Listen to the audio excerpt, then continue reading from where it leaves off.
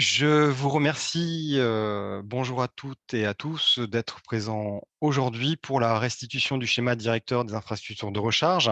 Nous avons, au niveau des élus, décidé de pouvoir faire une présentation un peu plus intimiste qu'une grande messe qui vous aurait tenu en haleine pendant 3 heures pour n'avoir que 5 minutes sur votre collectivité. Là, le choix a plutôt été voulu par la commission mobilité du SDEC Énergie, de faire en sorte que vous puissiez avoir un peu plus de temps, déjà de prendre connaissance dans le détail de ce qui va être fait sur votre territoire et par la suite, éventuellement, si vous souhaitez, de pouvoir réagir en direct. Je vais vous expliquer de quelle manière.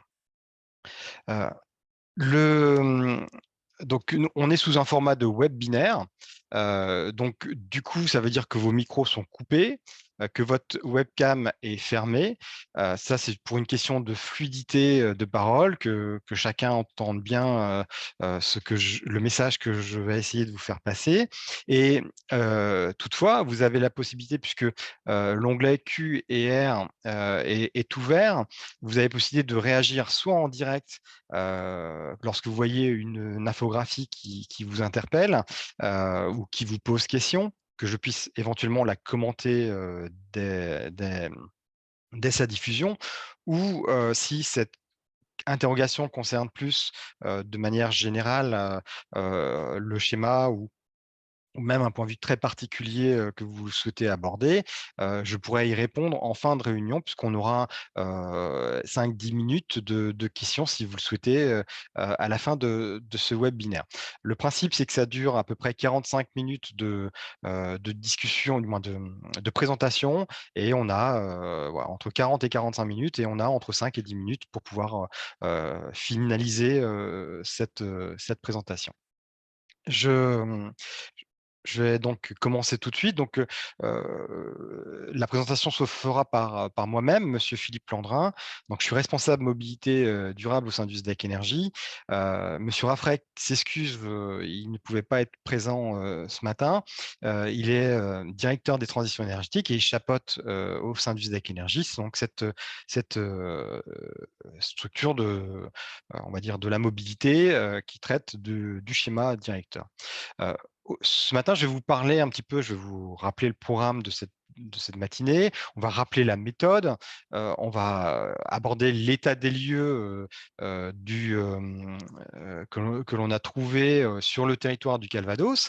Et on abordera ce qu'a donné la concertation que vous avez, avec laquelle vous avez participé. Et en toute fin de réunion, dans les 20 dernières minutes, on parlera du schéma directeur et un petit rappel sur le transfert de compétences. Donc, ça s'articule vraiment sur 20 minutes les 3 premiers points et 20 minutes les 2 derniers. Si on rentre dans le détail maintenant, le rappel de la méthode, c'est alors qu'est-ce qu'un schéma? En fait, un schéma, c'est une action de 3 grands axes, hein, qui va se traduire comme cela.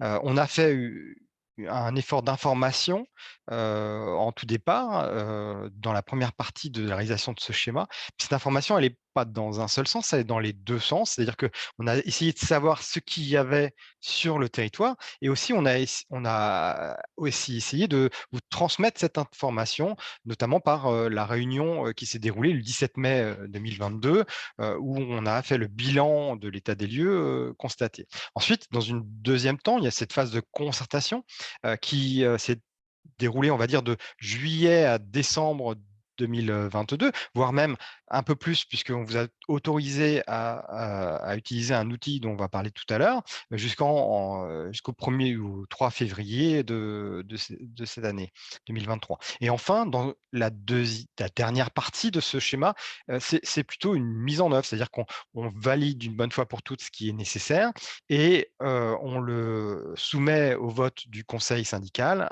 puis de la préfecture. Et là, il pourra être mis en œuvre sur une période qui est de 5 ans, avec un court terme de 2 ans et un moyen terme, donc à 5 ans. Hem, on reviendra un petit peu, dessus, par la suite.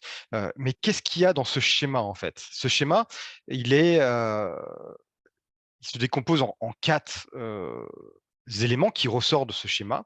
Déjà, le nombre de bornes, c'est un nombre de bornes, un schéma. C'est de dire: «Il nous en faut tant pour pouvoir, alimenter et pour pouvoir répondre à la demande de rechargement sur le domaine public». Ensuite, ce qui est important, c'est de savoir quel type de bornes on met. Est-ce qu'on met des bornes rapides, des bornes lentes, des bornes, dites normales?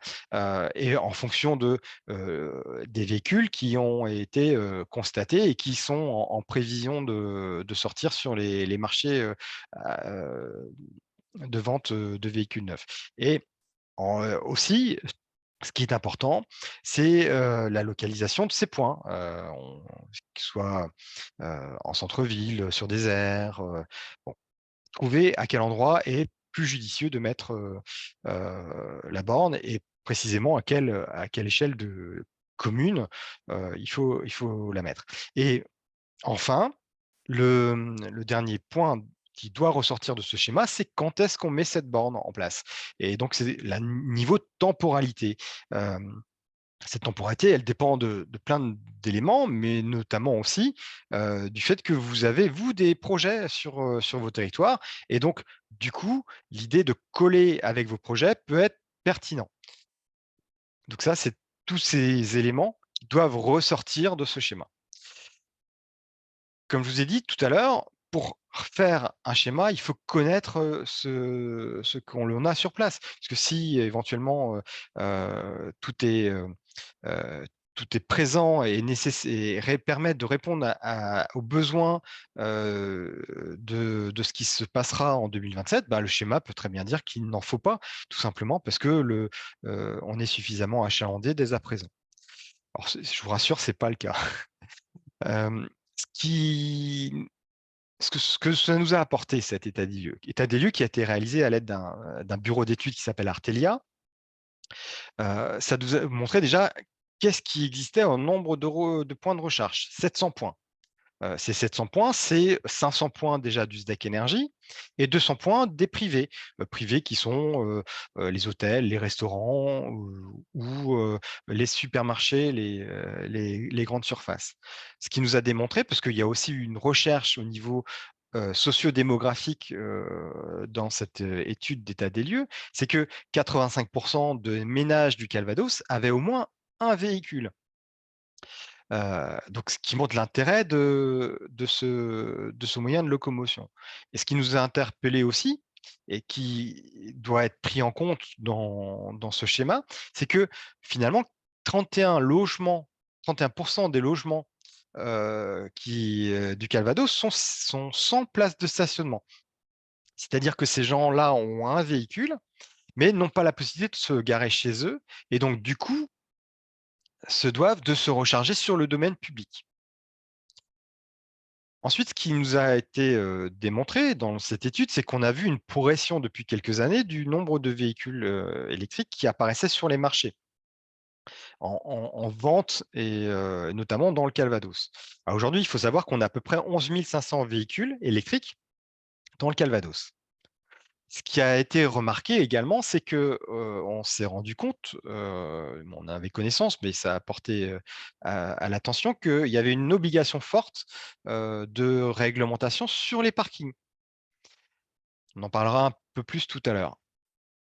Avec ces éléments-là qui ont été ressortis lors de l'état des lieux, heu, est ressorti un scénario qu'on a appelé tendanciel, qui a été arrêté pour l'état des lieux, qui était plutôt de dire: «Il n'existe pas vraiment d'efforts de fait, ou en tout cas de réalisation de fait, sur des moyens, de modalités différentes, alternatives» et donc du coup, très peu de points d'intermodalité, parce que ces moyens n'existant pas, bah, il y a pas de moyen d'arrêt, il n'y a pas de lieu de connexion entre les différents types.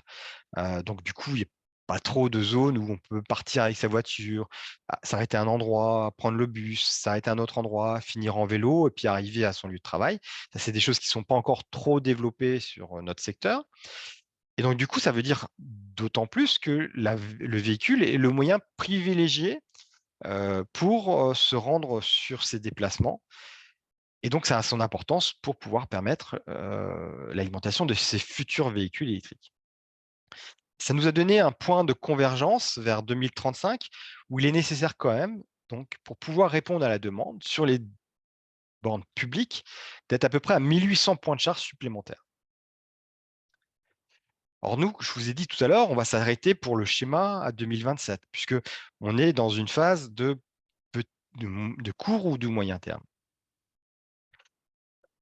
Quelques éléments cartographiques pour vous faire comprendre ce que l'étude nous a donné, le travail important de cette étude, qui a duré 4 mois, je vous rappelle. Donc, avec des éléments où on a localisé les bornes existantes, avec des cartographies qui nous ont permis de voir où se situaient ces fameux logements sans parking.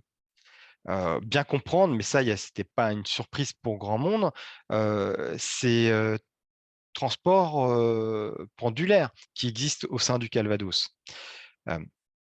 Également, de voir cette fameuse progression dont je vous parlais tout à l'heure, de nombre de véhicules qui, chaque année, est immatriculé dans le Calvados. Cette étude a également, cet état des lieux, a permis de définir des grands axes qui ont été validés par le bureau et le bureau syndical du SDEC Énergie, pour dire qu'en fait, il fallait plutôt aller vers 2 usages. Un usage plutôt local et un usage de transit. Et suivant ces usages qui sont un peu différents, même beaucoup différents, donc c'est produire une offre qui permettait de répondre aux demandes liées à ces usages. Notamment donc pour les logements sans place de stationnement, on est plutôt sur quelque chose qui est de rechargement de nuit, donc plutôt une puissance de 3 kilogrammes. Mais également, si ces logements, ces bornes sont mis sur des places de communes, par exemple, permettent de répondre à la demande de la personne qui viendra travailler dans ces lieux, puisqu'elle pourra laisser son véhicule chargé toute la journée sur ce genre de borne de faible puissance. Ça a permis d'identifier quelques échanges multimodaux quand même si je vous dis qu'ils n'étaient pas très développés, ils existent, notamment au niveau des gares qui sont présentes dans le Calvados. Et donc plutôt là, des bornes de 7 kilos, puisque on est plutôt sur une nécessité d'alimenter en une demi-journée ou en journée. Et enfin, donc des des bornes un peu plus puissantes, dites, normales, de 3 à 22 kilogrammes, sur des usages, donc plutôt liés au parking, donc de commerce, on va chercher son pain, on va au boucher, on va au petit commerçant du coin et donc du coup, on recharge sa voiture sur 1 heure et demie, donc on est plutôt sur ce genre d'éléments. Et également, et on en parlera juste après, répondre à la fameuse réglementation d'usage, d'imposition sur parking. Le deuxième usage, identifié, est plutôt un usage de transit où là, on est plutôt pour, faciliter les déplacements, intracommunes, intra-départements, intra-régions, soit par des aires de covoiturage ou soit dans les axes de transit, en mettant des bornes de recharge de 100 kilogrammes ou plus. Alors je reviens juste sur l'aire de covoiturage. Donc, c'est pas pour les voitures qui restent toute la journée rechargées à ces endroits-là. On est bien sur des gens qui passent et qui donc se rechargent sur cette borne-là parce qu'ils ont besoin de repartir aussitôt sur une borne, ou du moins de se repartir sur leur trajet. Heu, En ce qui concerne donc ces fameux parkings, donc la loi, par 2 textes, la loi Climat et résilience et la loi LOM, donc en 2019 pour la loi LOM et en 2021 pour la loi Climat et résilience, ont émis donc des nécessités d'augmenter le nombre de bornes de recharge sur tous les parkings publics qui sont liés à un bâtiment, mais également sur des parkings qui sont gérés en délégation de service public, en régie ou en marché public. Et tout ça, si le parking fait plus de 20 places et tout ça avant le 1er janvier 2025. Alors, ce qui nous a permis de calculer qu'il serait nécessaire d'avoir 7 700 nouveaux points de charge installés d'ici 2025, soit 8 400 si on compte ceux qui sont déjà présents, les 700 présents. On se rend compte de l'aberration et de l'effort considérable de ces chiffres. Tout ça pour un taux d'utilisation estimé à moins de 1%, car même si on veut que les bornes soient posées d'ici 2025, le nombre de véhicules existants ne sont pas là, puisque même s'il est exponentiel tel qu'on a pu le voir tout à l'heure, il ne sera pas à des hauteurs aussi importantes à partir de 2025. Donc se posent des questions de comment est-ce qu'on a pu, qu'est-ce qu'on peut faire pour régler cette problématique-là. Là, on va dire que c'est, la partie concertation, qui a été, commencée, à partir de mai jusqu'à peu près donc février comme je vous l'indiquais, qui nous a permis de voir quels étaient les usages réels de ces fameux parkings, heu et de l'intérêt réel d'avoir ou pas des bornes de recharge, puisque, le législateur est plutôt dans une maille plus généraliste, donc l'intérêt de l'usage est quand même assez intéressant de regarder. Et vous allez le voir, c'est plutôt dans ce sens-là qu'est partie, la décision, de chacun. Dans un premier temps, on a donc réalisé auprès des différentes EPCI, mais pas que, la région, l'Enedis pour sa connaissance des réseaux, l'OCAM pour sa connaissance également de l'aménagement des territoires, mais aussi des associations d'usagers qui ont pu nous faire passer des messages sur leurs besoins ou leurs attentes également. Ça a confirmé ces premiers entretiens, donc que le choix du scénario 2 était plutôt assez intéressant et plutôt conforme à ce qu'eux-mêmes avaient imaginé. Ça a surtout validé aussi que les actions qui étaient proposées dans le cadre de l'état des lieux correspondaient bien à ce qu'attendaient chacun et chacune. Donc notamment sur les logements sans place de stationnement, les pôles de multimodaux, les parkings pour les usages, les aires de covoiturage, les axes de transit. Notamment, donc ça a permis de voir qu'il y avait bien une cohérence entre le projet du SDIR, du SDEC Énergie, mais également les documents d'urbanisme des collectivités, que ce soit des PSAET, mais tout autre document, voire STRADET au niveau régional. Ça a permis aussi de déterminer quels étaient les nouveaux besoins, parce que l'état des lieux ne permettait pas d'anticiper, et c'est bien pour ça qu'une concertation était nécessaire, les futurs éléments, projets qu'avaient les différents acteurs dans les, comment dirais-je, dans leur carton, et ça nous a permis de nous en faire connaissance. Et enfin, donc de permettre de dire qu'en effet, sur la notion des parkings, il fallait clairement identifier quels étaient les parkings qui rentrent dans le cadre de l'obligation réglementaire, puisque la strate, on va dire, statistique qui nous avait permis de déterminer le nombre de parkings présents. Il fallait s'assurer qu'il fasse bien plus de 20 places, qu'il soit bien affecté à un bâtiment où il ne l'était pas, etc., etc. Et puis vérifier éventuellement que sur ces parkings, il y avait besoin d'une borne de recharge pour répondre à des demandes d'usage complémentaires. Ensuite, a eu lieu les ateliers. Et là, je tenais particulièrement à remercier tous ceux qui ont pu participer à ces ateliers, puisque 83 communes sont venues nous rencontrer, puisque quand je dis venus nous rencontrer, c'est plutôt nous qui sommes allés vous voir, puisque chaque atelier était situé dans chaque EPCI, du moins territoire de l'EPCI. Donc j'en profite pour remercier également les communes qui nous ont accueillis ces jours-là. Là, on a permis d'étaler les cartes, voir dans le détail quels étaient les projets des communes et quels étaient les tenants et les aboutissants sur la notion des parkings notamment. Ça nous a donc bien permis de valider si oui ou non on devait rentrer les parkings dans cette réglementation. Ça nous a permis de confirmer qu'il était plutôt intéressant de privilégier un usage plutôt qu'une obligation. Et ça a permis aussi, comme je vous disais tout à l'heure, que ce soit pour les EPCI ou pour les communes, de ressortir des projets communaux dont on n'avait pas spécifiquement connaissance. Enfin,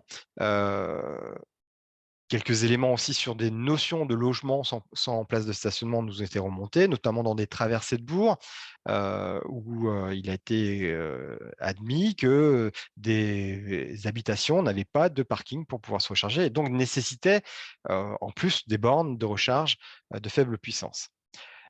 Enfin, dernier point de ces ateliers, ça nous a permis de valider un calendrier de déploiement en y intégrant des priorités, notamment des priorités de mise en œuvre, telles que projets de voirie qui sont en cours ou qui vont être en cours dans les prochains mois ou prochaines années. Ces 2 entretiens et ateliers ont été complétés par des outils qui ont été mis en œuvre par le SDEC Énergie pour pouvoir faire remonter les informations. Déjà une boîte mail, quasiment, dès le 17 mai et un formulaire des attentes, des observations situé sur le site du SDEC Énergie ont permis de faire remonter des demandes, vingtaine par mail et 43 retours dans le recueil, qui concernaient toute catégorie de personnes puisqu'il y avait des collectivités, des particuliers, mais aussi des associations ou des entreprises. Ça a permis donc, comme je vous disais, de valider que les cartes de parking étaient, correctement remplies, parce que là, on avait des personnes qui connaissaient, clairement la topographie de leur commune et pouvaient nous dire précisément s'il y avait plus de 20 places ou si, le parking était plutôt un parking de centre-ville ou un parking, li affecté à, la mairie ou la salle des fêtes. Enfin, dernier outil mis en place en décembre, après la présentation qui vous a été faite le 6 décembre du premier jet du schéma, c'est l'outil Mapeo que vous connaissez tous, dans le cadre de l'éclairage public principalement, et qui vous permet donc qui vous a permis pour le schéma de le visualiser à l'échelle de la commune ou de l'EPCI suivant vos droits, mais aussi, de pouvoir modifier, des bornes ou, ajouter, si vous estimiez qu'il en manquait. Et dans les modifications, c'était éventuellement des puissances, des emplacements ou des années de déploiement. Si je fais un petit zoom particulier sur cet endroit, de cet outil Mapeo, il y a eu 28 communes qui nous ont fait des retours de ce style, 46 bornes ont été rajoutées, 10 bornes ont été déplacées, pardon, et 27 bornes ont été modifiées dans la date, prévisionnelle de déplacement, soit en la ramenant vers nous, soit en la décalant vers la fin du programme. Parce que pour tenir compte, notamment de la programmation des travaux de voirie. Une fois que tout cela a été fait, j'ai pris du début février au début mars, donc on a pris le temps de faire une compilation de tous ces éléments-là et ça nous a permis de ressortir le schéma qui vous est présenté aujourd'hui. Alors tout d'abord, on ne part pas de rien. Comme on l'a vu tout à l'heure, 700 points de charge existants. Sur ces 700 points de charge, pardon, il y en a 500 qui sont des bornes Mobisdeck. Donc, vous voyez que la cartographie de l'époque, qui a été faite donc, suite à la mise en œuvre du schéma entre 2015 et 2017, elle était déjà bien pourvue. Mais là, l'idée, c'est de pouvoir, avec les éléments qu'on a vus précédemment, de pouvoir la compléter. Le complément donc de notre schéma, qui devient donc le schéma directeur, pour, les IRBE, donc se décompose en 3 grandes bornes, telles qu'on a pu les présenter tout à l'heure. Donc des bornes rapides qui là sont représentées avec des triangles rouges, des bornes 22, 24 représentées avec la symbologie d'un carré vert et des bornes lentes de 3 à 7 kg, plutôt avec une symbologie de rond bleu. Heu On voit que la répartition est à peu près équitable sur l'ensemble du département, avec éventuellement quand même une centralité, au niveau de Caen-la-Mer, par rapport à la notion de on va dire de population, qui est, centralisée sur cette, localité. Heu, mais ce qui était intéressant de voir aussi sur ce déploiement des bornes de recharge tel qu'on vous le propose, c'est que cet étalement est également fait dans le temps, pas s pas qu'avec les puissances. En fait, l'idée, c'est que pour arriver aux 1000 points de charge supplémentaires qu'on indique, vouloir poser, heu, chaque année, on est aux alentours de 200 points de charge complémentaires, répartis, assez équitablement.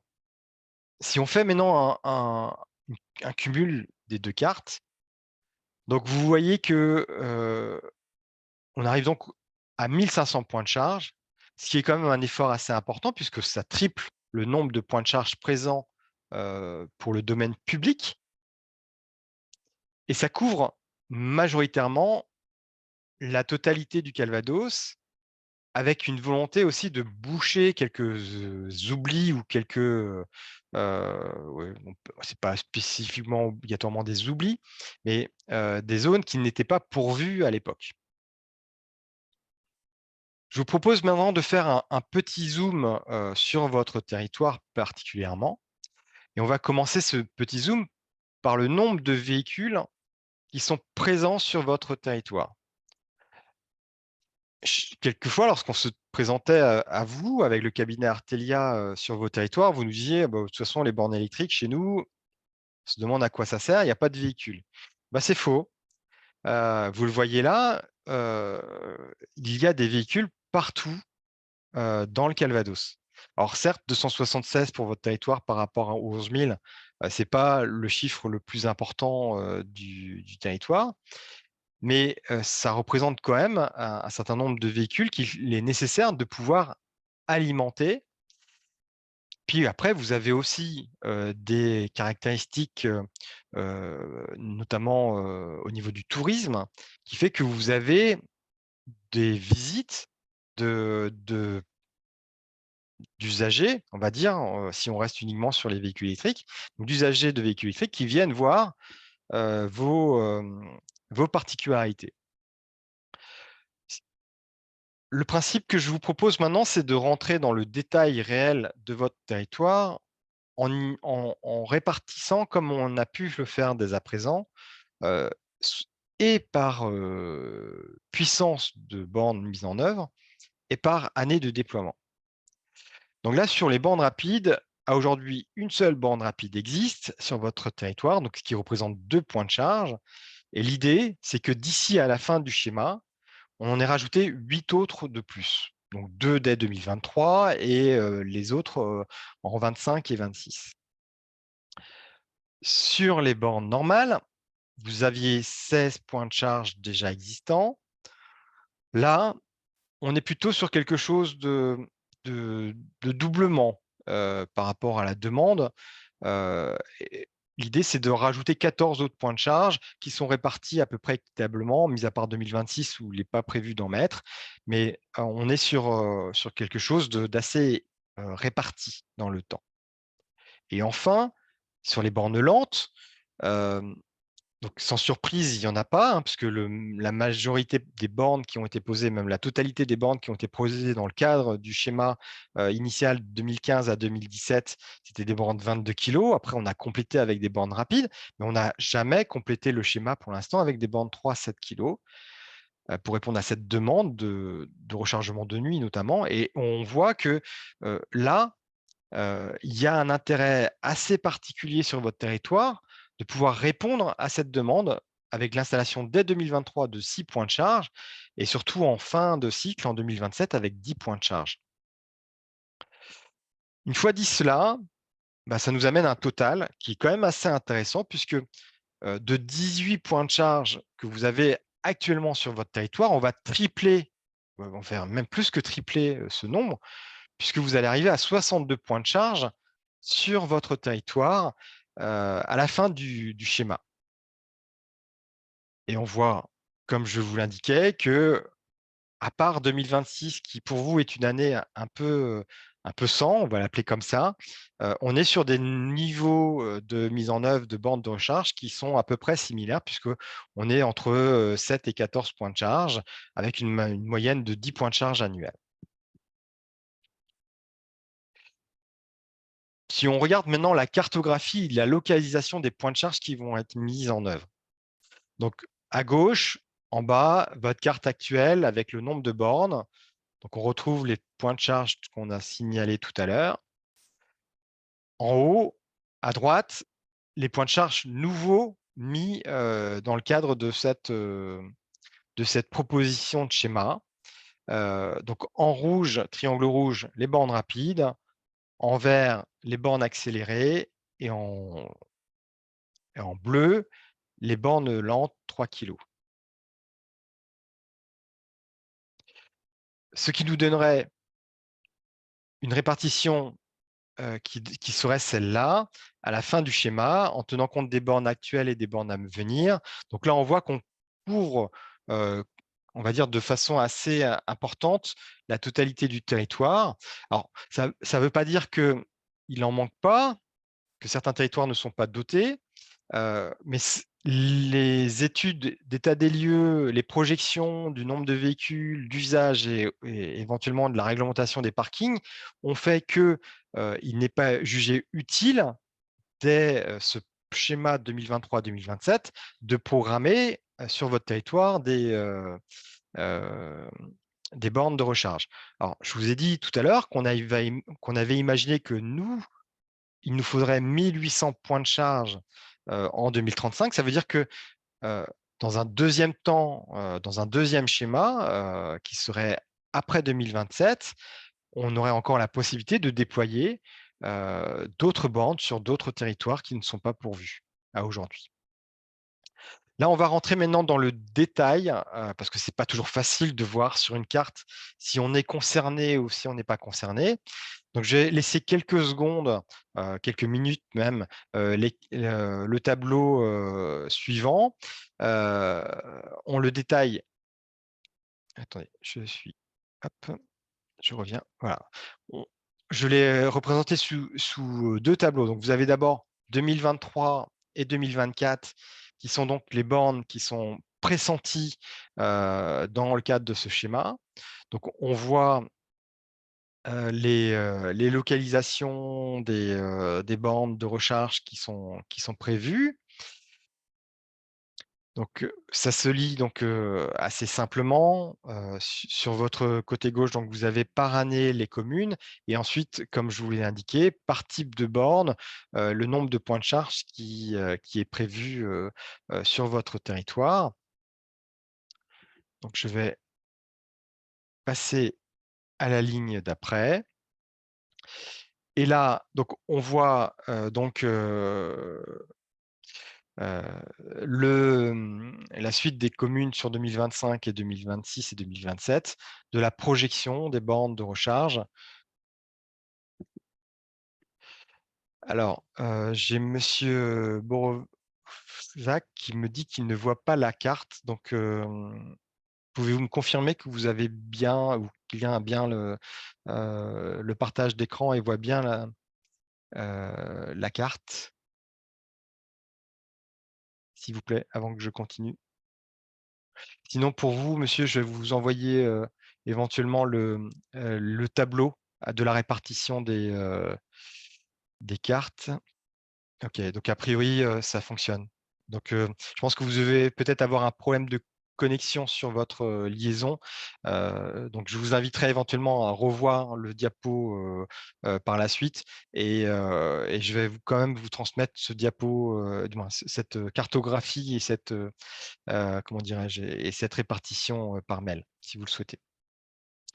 Donc voilà, donc on voit donc au total, c'est bien 44 points de charge supplémentaires qui seront posés dans le cadre de ce schéma sur votre territoire.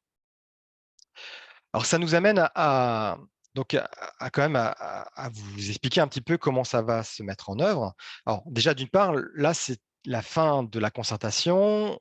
Il faut que ce soit validé par notre conseil syndical. Ce conseil syndical, donc une fois qu'il l'aura validé, on transmettra ce schéma, c'est la loi, au préfet qui le validera. Il y aura une période de 2 mois. Si rien ne se passe dans les 2 mois, le schéma est considéré comme validé. Donc, on pourra venir à le mettre en œuvre. Cette mise en œuvre, donc, elle est prévue pour 2023, déjà actée, avec une aide à 100% pour la réalisation de cette partie. Donc, 1 million a été débloqué par le SDEC Énergie pour financer ces travaux de pose de bornes. Ce qu'il est important aussi de comprendre, c'est que le SDEC Énergie a la volonté de pouvoir continuer à exploiter ce réseau en régie et non pas en DSP pour avoir la mainmise sur la partie de tarification. C'est-à-dire que si on décidait de dire bah non, on le laisse maintenant qu'on a fait notre travail, on le laisse au privé, on pourrait imaginer une augmentation très importante de la tarification pour pouvoir obtenir une rentabilité immédiate, parce que, il faut le savoir encore, la rentabilité n'est pas encore à l'ordre du jour. Elle va pas tarder, mais elle l'est pas pour l'instant. Ce qu'il est important de savoir aussi, c'est que le SDK Énergie souhaite pouvoir utiliser les recettes des usagers qui utilisent ces bornes MobiSDEC pour pouvoir faire le financement nécessaire aux investissements tels que le prévoit le schéma et donc permettre de continuer cette prise en charge à 100% des dépenses de fonctionnement et d'investissement, ce qui représente quand même 6,5 millions de plus que le million déjà débloqué pour cette année 2023. Vous comprenez que c'est des investissements qui sont lourds et c'est pour ça qu'il faut aussi avoir une vision à court terme, c'est-à-dire dès 2024, pour savoir si oui ou non la suite du schéma est bien à réaliser. Parce que si on s'aperçoit qu'il n'y a plus d'usagers parce que finalement le modèle électrique n'est plus le modèle qui est pressenti, mais c'est un autre modèle, ou que j'imagine, je ne sais pas, on arrête de dire que l'obligation est en 2035 de changer de véhicule et bon, elle n'existe plus. Donc, il y aura un frein dans la volonté de s'équiper en électrique. Donc, ça veut dire qu'il y aura un frein sur la nécessité d'avoir des bornes de recharge sur le territoire. Le but, et je vous l'ai expliqué tout à l'heure, c'est bien de pouvoir avoir un équilibre entre l'usage et les moyens de pouvoir recharger les véhicules. Et puis, autre levier qui peut affecter le schéma directeur qui sera proposé à validation, c'est que si des acteurs privés venaient à se mettre sur les localisations ou les lieux qui sont prévus pour nous, parce qu'on a estimé qu'il était nécessaire de mettre une borne à cet endroit-là, bah, l'intérêt que nous, on vienne mettre notre borne alors que la borne privée est déjà là, elle n'y est plus. Donc ça veut dire que le schéma n'aurait pas vocation à remettre une borne au même endroit et donc il n'y aurait pas de dépenses publiques à cet endroit-là. Donc tout ça, ça veut dire que ce schéma est vivant. Il ne va pas être arrêté aujourd'hui pour dire qu'il sera fait à la ligne jusqu'en 2027. Il y aura du moins des accompagnements, des évaluations et on adaptera et peut-être au contraire, si on se rend compte qu'il y a une forte demande beaucoup plus importante que ce qui est prévu et qu'il est nécessaire de mettre plus de bornes, eh ben, on avisera à accélérer le déploiement de ces bornes de recharge. Ce qu'il faut que vous ayez en tête, c'est du coup de pouvoir aller jusqu'à à peu près 6 100 points de charge, de recharge sur le territoire 2027. Donc les 700 existants, les 1 000 points de charge que je viens de vous commenter et les 4 400 points de charge qui correspondent aux nécessités du privé si le privé les réaliserait à 100% pour 2025. Alors ce que nous, on s'est appliqué, on imagine qu'éventuellement les privés vont se l'appliquer aussi. Donc, ça veut dire que les 4 400 ne seront pas posés. Alors, on peut imaginer, alors c'est des extrapolations, mais euh, que le privé va progressivement jusqu'à 2035 mettre en œuvre ça. Nous, on est parti sur le principe qu'en 2027, il y aurait peut-être 2400 points de charge réalisés à la place des 4004, donc la moitié, et ce qui nous amènerait quand même 3900 points de charge sur le territoire. Et là, on se pose la question, mais est-ce que ces 3900 points de charge sont suffisants? Et du coup, est-ce que notre schéma correspond et est bien adapté aux besoins des usagers à cette période-là? Et on regarde donc un ratio qui est assez probant, qui est admis par l'ensemble des acteurs de la mobilité, qui est le ratio véhicule par rapport au nombre de points de charge. Il faut savoir qu'à aujourd'hui, ce ratio est déterminé entre 10 et 15.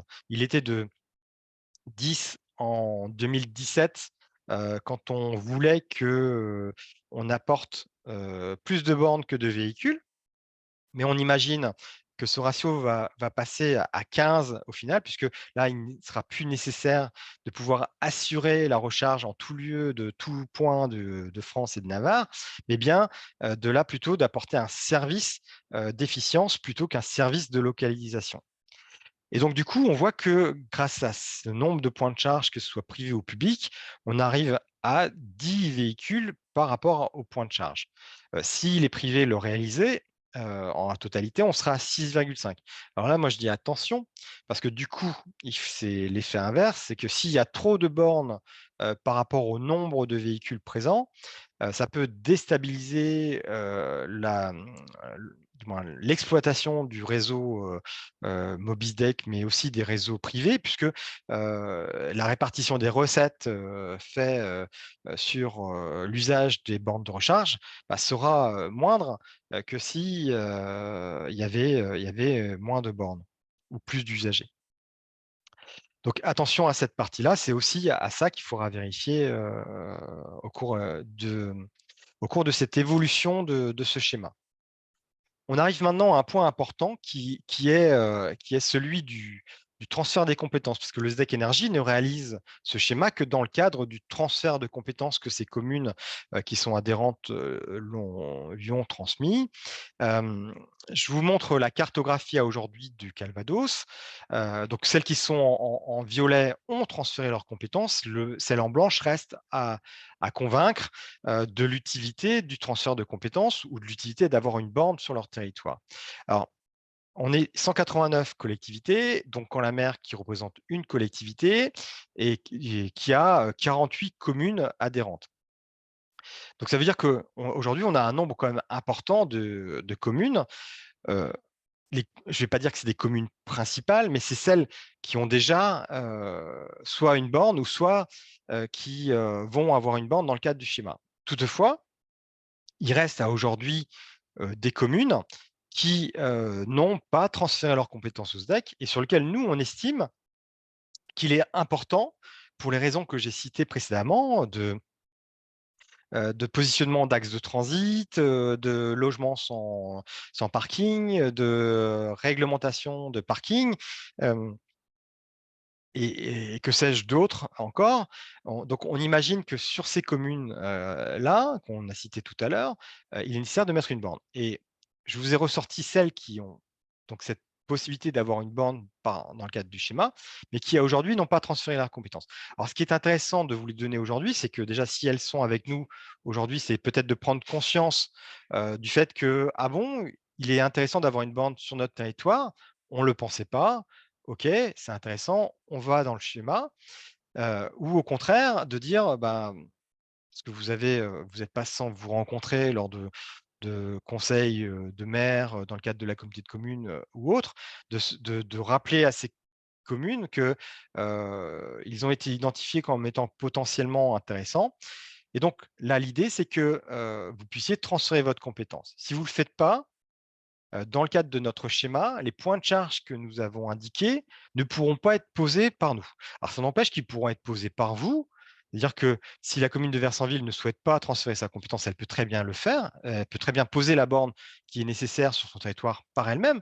Mais dans ce cas-là, ça veut dire quoi? Ça veut dire qu'elle doit aussi en assurer les conséquences financières, elle doit en assurer les conséquences de publication des résultats, des publications d'utilisation, de l'interopérabilité, comment dirais-je, plein d'autres choses qui ne viennent pas en ce moment à l'esprit, mais qui assurent que les réseaux qui sont mis en place sont connus et sont utilisables par tout à chacun, notamment par des personnes venant d'ailleurs que du Calvados. Donc, le réseau Mobisec permet tous ces points dont je viens de citer. Et donc, ça peut être intéressant pour vous de transférer votre compétence et et de faire partie de ce fameux réseau. J'arrive à la fin de cette présentation, donc je vous invite à me poser éventuellement des questions si vous le souhaitez. Et en parallèle, ce que je vais faire, c'est que je vais lancer une petite enquête de satisfaction. Donc, vous avez la possibilité de répondre à la question alors, toute simple, hein, par oui, non ou partiellement. Et si vous souhaitez répondre partiellement ou non, je vous invite aussi à me dire pour quelles raisons ça ne vous aurait pas paru pertinent de participer à cette présentation aujourd'hui. Donc, pendant que comment dirais-je, le questionnaire est rempli, hein, donc vous avez la possibilité d'y répondre, je pense, sur l'écran, du moins en cliquant sur les boutons qui sont indiqués sur l'écran. Si vous avez aussi des questions, je vous invite à me les poser dans le cadre du questions-réponses. On a quelques minutes, si vous le souhaitez, pour pouvoir y répondre.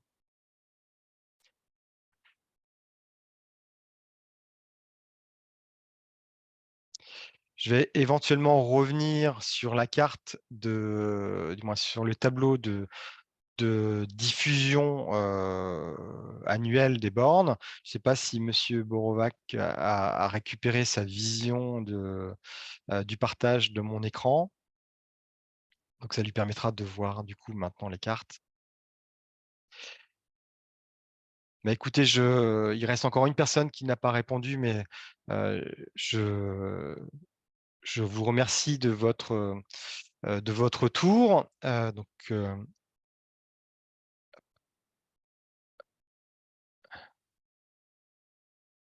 Alors, c'est une bonne question, au niveau des aires de covoiturage et notamment au niveau de la localisation. Donc vous avez vu que donc je vous indique à quel endroit se situe puisqu'on est sur la maille iris de la commune. Si je prends, Falaise, alors c'est un peu plus compliqué parce qu'à Falaise, je pense qu'il y aura plusieurs mailles iris, mais si on prend une petite commune de Vignat, par exemple, la taille, de la commune fait qu'il y aura qu'une seule, maille iris sur la commune. Donc comme légalement, moi je dois préciser la maille iris, c'est-à-dire que la borne, elle est posée à Vignat, qu'elle soit posée, sur le parking de l'école ou si elle est posée sur le parking de la mairie, à aujourd'hui, même si elle est localisée quelque part, heu, c'est pas quelque chose d'intangible, on va dire. C'est une chose que je n'ai peut-être pas dit encore, mais lorsque par exemple, si on reste sur 2023, donc je vais aller voir la commune de Falaise et je vais lui dire: «Il est prévu, sur Falaise, la mise en place de 6 points de charge en 3 et en 7 kilos. Nous, on les avait identifiés à ces endroits-là. Est-ce que vous êtes d'accord pour qu'ils soient posés à ces endroits-là?» Et du coup, il y aura un échange, la commune de Falaise va peut-être me dire: «Bah, écoutez, je vois que vous aviez prévu d'en poser d'autres, en 2027 à d'autres endroits. Je crois qu'il est plus judicieux de poser ceux de 2027 maintenant et ceux de 2026 plus tard et donc on changera, le positionnement de la localisation puisque de toute façon, lorsque je viendrai vous voir, donc pour, finaliser le chemin, je vous ferai je vous transmettrai un APS avec une délibération qui validera le fait qu'on aura positionné la borne à cet endroit-là pour ce coût de financement-là. Donc le coût de financement, vous l'avez vu, qui sera sans doute à zéro, mais il sera acté comme tel. Ça, c'est le premier point. Le deuxième point, c'est que, pour vérifier à quel endroit, à aujourd'hui, il est prévu parce que la carte, que je peux vous, transmettre, elle est assez générale et que c'est pas tout à fait fini. Je vous invite à aller voir sur Mapeo, parce que Mapeo a aujourd'hui vous a servi à définir si oui ou non c'était correct, mais, ça vous permet encore aujourd'hui de voir l'endroit précis de la localisation de la borne. Alors pour la réponse, sur Soumont-Saint-Quentin, je ne peux pas vous confirmer ça comme ça, il faudrait que j'ouvre Mapeo et que je aille sur Soumont-Saint-Quentin pour voir si la borne est bien prévue, sur, l'aire, de covoiturage aux côtés de la 4 voies.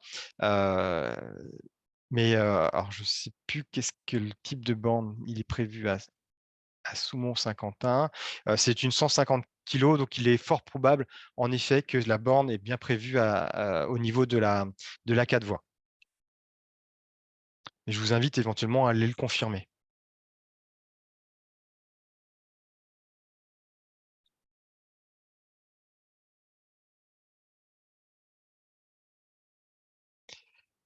Je ne sais pas si vous avez d'autres questions?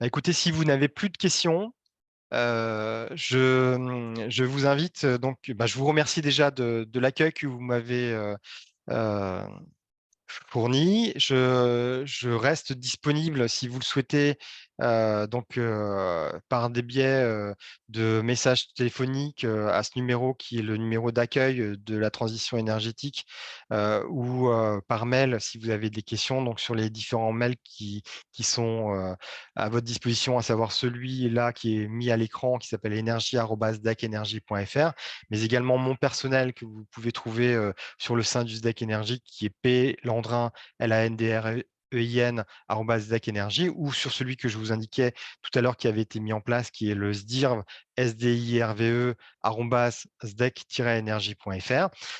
Et puis, vous avez tout moyen de nous joindre sur vos biais habituels en questionnant nos collègues de l'éclairage public ou du réseau.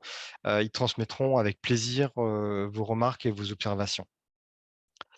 Voilà, bah, écoutez, je vous remercie encore. Je vais arrêter le partage de l'écran. Et puis, je vais vous dire à bientôt dans d'autres hémisphères ou pour la réalisation de ce schéma qui va nous prendre quelques années entre 2023 et 2027.